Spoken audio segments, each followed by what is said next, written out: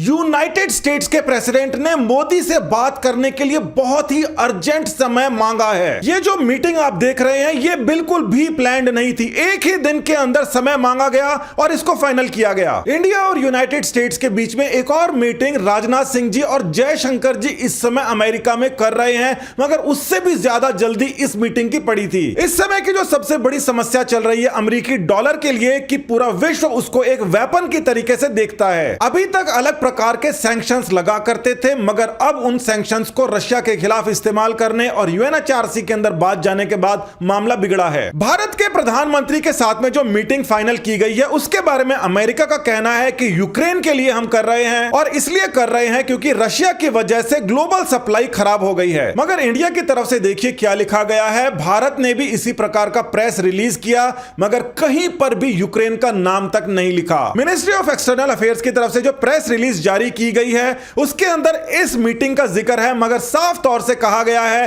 कि केवल वो ग्लोबल इश्यूज जिसके अंदर म्यूचुअल इंटरेस्ट होंगे, यानी कि जिसके अंदर भारत को फायदा होगा और भारत उसके अंदर चाहेगा, केवल उस पर ही डिस्कस करेंगे। साफ तौर से भारत ने ना तो यूक्रेन का नाम लिया, ना ही रशिया का नाम लिया और ना ही ये जो स्टेटमेंट है इसके अंदर अपनी हामी भरी है। अब ये बात तो सबको पता है कि इंडिया का स्टैंड क्या है, मगर यूएसए को कितनी बड़ी परेशानी होने वाली है वो अब जानेंगे आप। मामला यह है कि अमेरिका का जो वेपन एक्सपोर्ट है वो बहुत ज्यादा गिर गया है, 21% गिर गया है और केवल 138 बिलियन डॉलर्स रह गया। इसका मतलब होता है 104,80,000 करोड़ रुपए, 16 जीरो होते हैं रुपए के अंदर। इतने हजारों लाख करोड़ रुपए का केवल और केवल वेपन्स का एक्सपोर्ट था यूएस का, जो कि फिलहाल खतरे में है। समस्या यह है कि यूएस का सबसे बड़ा एक्सपोर्ट होता है सऊदी अरेबिया का और रशिया का सबसे बड़ा एक्सपोर्ट होता है इंडिया का। केवल रशिया का ही नहीं, फ्रांस का और इजराइल का सबसे बड़ा इंपोर्टर वेपन्स का इंडिया ही है, यानी कि बहुत ही बड़ा मार्केट है। यूएस की तरफ से सऊदी को बहुत सारा एक्सपोर्ट होता है, मगर इंडिया को इतना ज्यादा नहीं हो पाता। जो हिस्सा रशिया के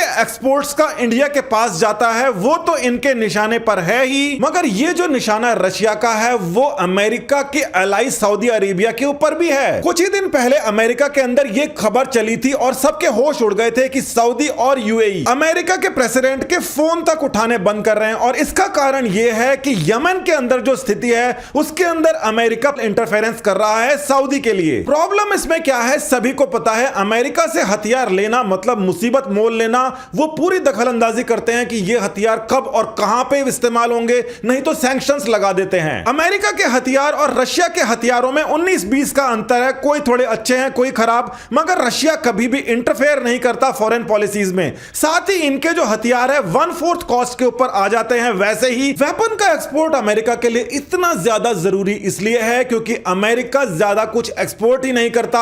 आज के समय में अमेरिका का बाजार हर जगह से गिर रहा है। यहां पर आप देख सकते हैं कि अमेरिका का जो ट्रेड डेफिसिट है, यानी कि एक्सपोर्ट माइनस इंपोर्ट, ये नीचे की तरफ जाता जा रहा है। अमेरिका एक्सपोर्ट तो करता है कम, इंपोर्ट करता है ज्यादा। पूरे 90 बिलियन डॉलर्स हर महीने का पहुंच चुका है। आप में से कुछ जानते होंगे ज्यादा उम्र वाले कि एक समय ऐसा था कि भारत के अंदर अमेरिका से आई तेल साबुन हर चीज को बहुत अच्छे से देखा जाता था, उसकी एक खपत थी, वो खत्म हो गई। अब जो तेल साबुन की खपत कम हुई है उसको पूरा करने के लिए वेपन का एक्सपोर्ट अमेरिका की सबसे ऊपर वाली लिस्ट में रहता है। मगर 2014 से इंडिया के अंदर एक बहुत ही बड़ा बदलाव आया है। भारत भी वेपन्स का एक्सपोर्ट बढ़ा रहा है, 6 गुने तक बढ़ा चुका है। पुरानी सरकारें बहुत ही ढीले तौर से काम करती थी, कई बार तो मिसाइल के टेस्टिंग भी इसलिए नहीं करते कि अमेरिका नाराज हो जाएगा, मगर 2014 के बाद में अचानक से स्थिति बदल जाती है। 2014 से पहले थोड़ा बहुत एक्सपोर्ट भारत करता था, छोटे मोटे बम कारतूस करता था, करीब 2000 करोड़ का एक्सपोर्ट था। मगर मोदी सरकार ने आते ही इसको तकरीबन 6 गुना बढ़ा दिया और आने वाले समय में और भी ज्यादा बढ़ने वाले हैं। अमेरिका के यहां पर 2 इंटरेस्ट है। पहला तो यह कि भारत को ज्यादा से ज्यादा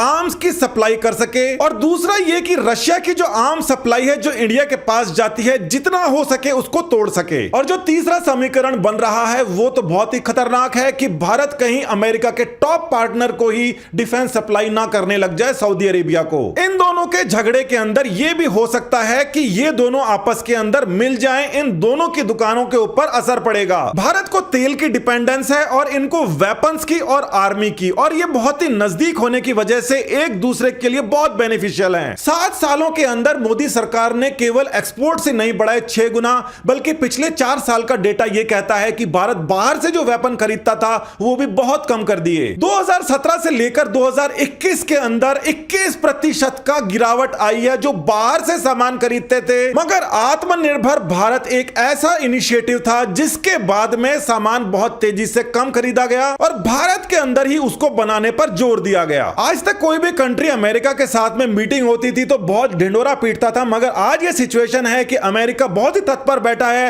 इंडिया के प्राइम मिनिस्टर के साथ मीटिंग करने के लिए। यह तो आखिर होना ही था क्योंकि 2014 से पहले भारत इस प्रकार से तरक्की करेगा, इंडिपेंडेंट स्टैंड रखेगा, यह किसी ने सोचा नहीं था, मगर ऐसा हो गया है और आप और हम इस चीज के गवाह हैं। नमस्कार, धन्यवाद, जय हिंद।